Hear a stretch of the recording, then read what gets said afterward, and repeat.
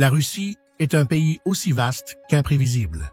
Entre lois insolites, traditions extrêmes et histoires aux limites de l'absurde, ce pays ne cesse d'étonner le monde par son originalité. Prépare-toi à découvrir 10 faits incroyables sur la Russie qui semblent tout droit sortis d'un film, mais sont bel et bien réels. Numéro 10.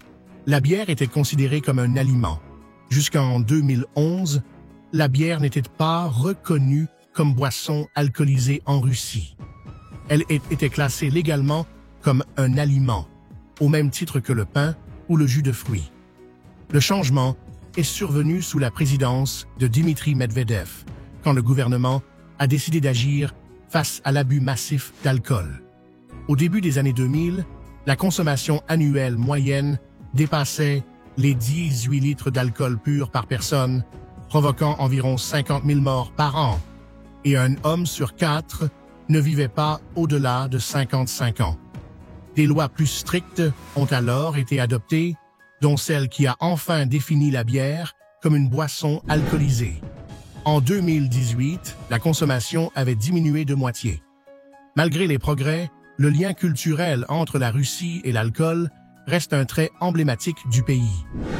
Numéro 9. 87 enfants. Au XVIIIe siècle, un paysan russe nommé Fyodor Vassiliev est entré dans l'histoire avec une famille pour le moins hors norme. Sa première épouse, dont on ne connaît même pas le nom, aurait donné naissance à 69 enfants. 16 paires de jumeaux, 7 triplés et 4 quadruplés. Après son décès, Fyodor s'est remarié et a eu encore 18 enfants, portant le total à 87. Fait surprenant, la plupart auraient survécu à l'enfance, ce qui était rare à l'époque. Ce record est documenté dans les archives historiques russes et continue d'étonner les chercheurs. Si une partie seulement de ses descendants avaient eu des enfants à leur tour, son arbre généalogique aurait pu remplir tout un village. Une histoire fascinante qui semble inventée mais repose sur des preuves solides.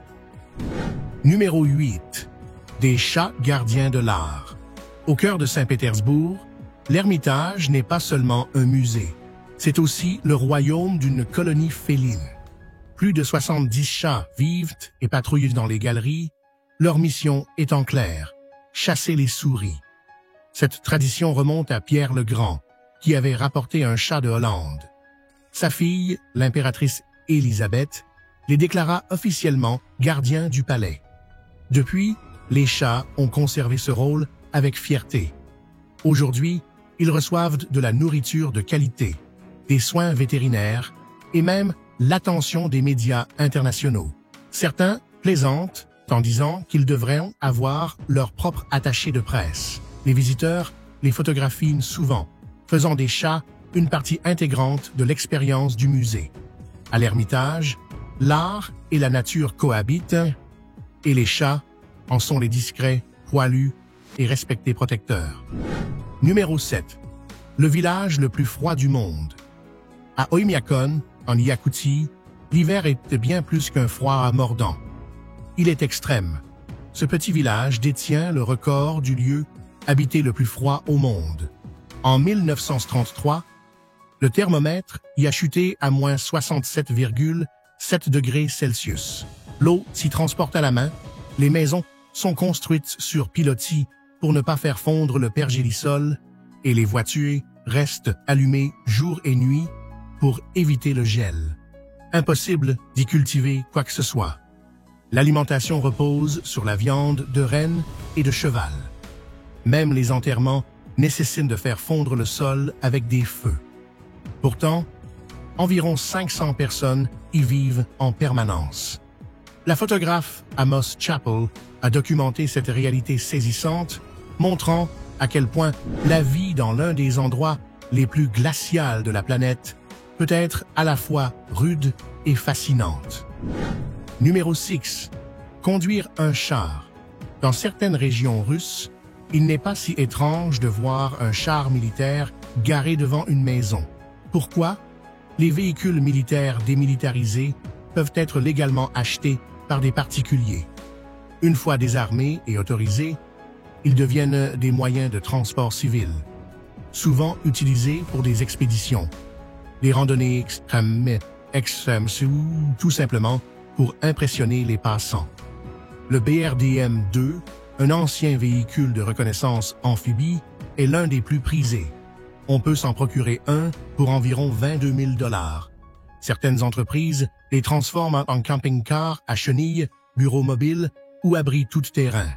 Bien qu'ils ne tirent plus, ces engins attisent toujours la curiosité. En Russie, même la passion automobile a un côté extrême et spectaculaire. Une belle démonstration de l'ingéniosité russe, capable de transformer des reliques militaires en objets du quotidien insolites. Numéro 5. La dentelle interdite.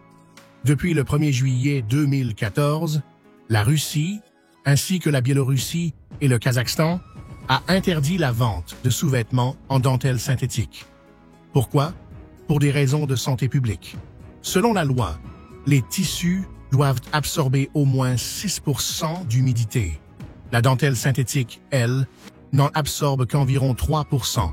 Les médecins russes avertissent que ces matières peuvent retenir la chaleur et l'humidité, favorisant ainsi infections et irritations.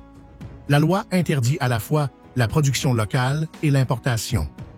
Ainsi, inutile de chercher des culottes en dentelle synthétique dans les magasins russes et en rapporter dans ses bagages pourrait poser problème à la douane.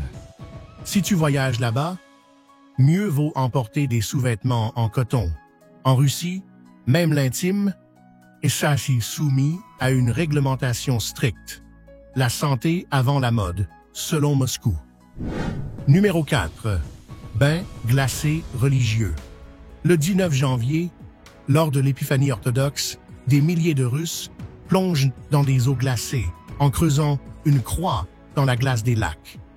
Les températures, souvent en dessous de moins 10 degrés. Cette tradition n'est pas sportive, mais spirituelle. Selon la foi orthodoxe, l'eau bénite purifie le corps et l'âme, protégeant pour toute l'année. Personnes âgées, jeunes, familles entières et même quelques touristes courageux y participent. Bien sûr, des règles de sécurité sont imposées, mais l'expérience reste unique. Pour beaucoup, c'est un acte de force intérieure et de renouveau. En Russie, le froid n'est pas un ennemi à fuir, mais une force à embrasser. Une tradition glaciale, intense et profondément enracinée qui continue d'unir des générations de croyants dans l'un des rituels les plus symboliques du calendrier orthodoxe. Numéro 3. Une amende pour voiture sale. À Tcheliabinsk, comme dans de nombreuses villes russes, tu peux être verbalisé si ta voiture est trop sale. Le critère? Si la plaque d'immatriculation est illisible, l'amende tombe, environ 22 $. Ce n'est pas qu'une question d'apparence. Des vitres sales nuisent à la visibilité et augmentent les risques d'accident. Les autorités le considèrent comme un problème de sécurité publique. En hiver et au printemps, les stations de lavage sont prises d'assaut. Certains ont même fait fortune en créant des services de lavage mobile. Pour les Russes, une voiture propre est un signe de respect, d'ordre et de responsabilité. Un journal local a même réalisé un sondage. Près de la moitié des sondés estiment qu'une plaque sale est un signe d'abandon. En Russie, même la saleté se paye, et l'amende n'est pas symbolique. Numéro 2. L'impôt sur la barbe. En 1698, le tsar Pierre le Grand instaura l'un des impôts les plus insolites de l'histoire, une taxe sur la barbe. De retour d'un voyage en Europe, il voulut moderniser la Russie. Les visages rasés étant un symbole de civilisation occidentale, il décida de faire payer les barbus. Plus la barbe était longue, plus l'impôt était élevé. Ceux qui s'en acquittaient recevaient une médaille gravée. La barbe est un fardeau inutile.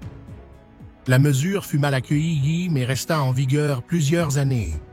Aujourd'hui, on ne taxe plus les poils du visage, mais cette anecdote reste gravée dans les manuels d'histoire. Une leçon sur la manière dont parfois l'apparence peut devenir une affaire d'État. T'imagines-tu devoir payer pour garder ton style? Numéro 1. De fausses ambulances contre les bouchons. À Moscou et à Saint-Pétersbourg, certains privilégiés ont trouvé un moyen illégal mais efficace d'échapper aux embouteillages. Louer de fausses ambulances.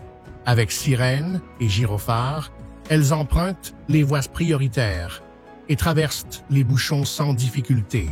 Certains vont même jusqu'à modifier leur propre voiture pour la faire passer pour un véhicule de secours. En 2019, des annonces proposaient des ambulances taxi pour 65 $ la course. Les autorités réagissent avec des contrôles aléatoires mais le phénomène est difficile à enrayer. En Russie, même les embouteillages se contournent avec une créativité extrême. Ces ambulances ne transportent pas de blessés, mais des clients pressés.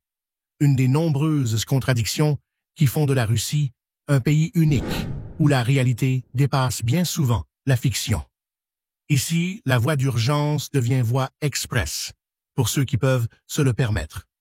Aujourd'hui, notre voyage touche également à sa fin, mais ce n'est pas le dernier. N'oubliez pas de laisser un j'aime, un commentaire et de vous abonner à la chaîne si vous avez aimé la vidéo. À la prochaine aventure.